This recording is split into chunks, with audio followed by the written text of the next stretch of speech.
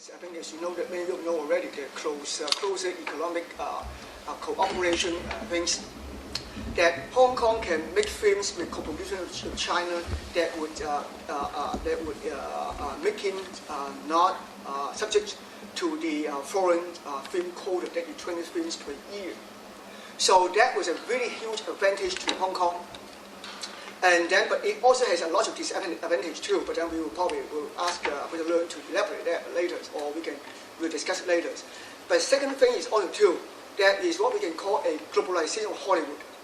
Hollywood, as you all know, by 60s, 70s, its major revenue come from domestic U.S. market. But now, a huge amount of its revenues came from overseas.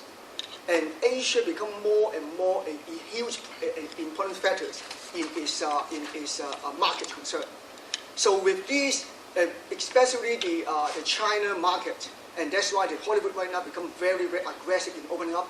And when they try to open up, I mean, as you know, that with WTO and all kinds of things, and they also the Columbia, the Sony Columbias, as well as the Warner Brothers, all 20th Century Fox, they now all open office in Hong Kong, and want to get the advantage of the Hong Kong experience with China, the cheapest things, or otherwise only 20 films, and they, for the sheer profit makings, usually Hollywood, even with such a huge box office miracles, the Titanic in China, which was outgross any movies in its history.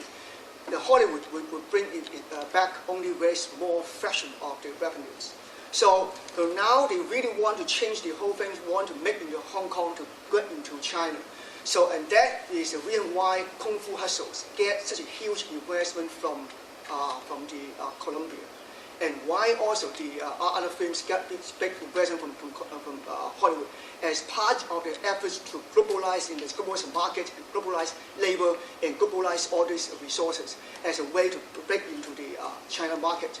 So this is very good for Hong Kong in terms of revenues and all kinds of things.